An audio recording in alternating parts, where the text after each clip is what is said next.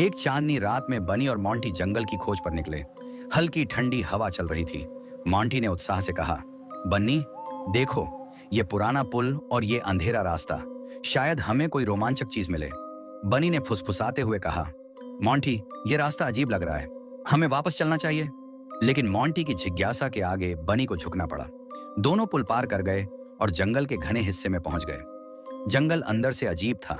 हवा ठंडी और भारी लग रही थी। पेड़ों की शाखाएं मानो उनके ऊपर झुककर कुछ फुसफुसा रही थी। मोंटी ने धीमी आवाज में कहा, बनी, मुझे ऐसा लग रहा है जैसे कोई हमारे पीछे चल रहा है। उन्होंने डर के पीछे देखा, पर वहां कोई नहीं था। तभी अचानक पास की झाड़ियों से एक परछाई उभरी। उसकी आंखें हल्की लाल रंग में चमक रही थीं। सामने जैकी सियार खड़ा था।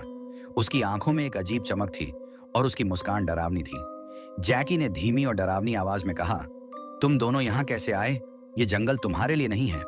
मोंटी ने पूछा, क्या तुम हमें बाहर निकलने का रास्ता दिखा सकते हो?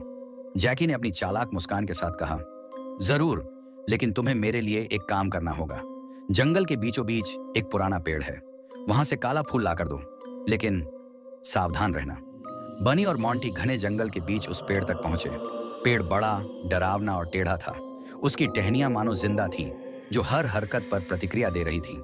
मोंटी ने धीरे धीरे पेड़ के पास जाकर काले फूल को तोड़ने की कोशिश की। जैसे ही उसने फूल को छुआ, पेड़ की शाखाएं जोर जोर से हिलने लगी। तुम्हें यहां नहीं आना चाहिए था, एक गहरी आवाज हवा में गूंजी। बनी ने मोंटी को खींचते हुए कहा, जल्दी भागो मोंटी, ये पेड़ हमें खा जाएगा। जंगल में धुंध घनी होने लगी। बनी और मोंटी रास्ता भटक गए। तभी एक साया आत्मा उनके सामने उभरी। उसकी लाल चमकती आंखें और गहरी परछाई ने दोनों को घेर लिया।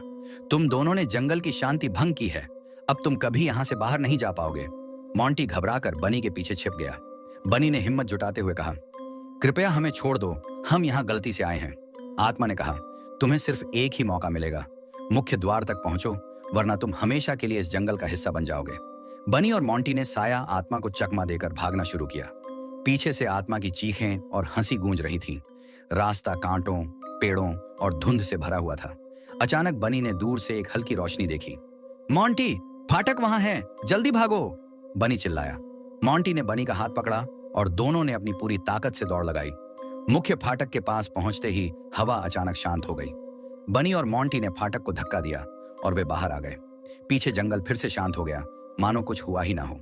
मोंटी ने राहत की सांस लेते हुए कहा, बनी, हम बच गए, लेकिन वो जंगल, वो साया, कितना डरावना था। सीख, हर अजनबी पर भरोसा नहीं करना चाहिए।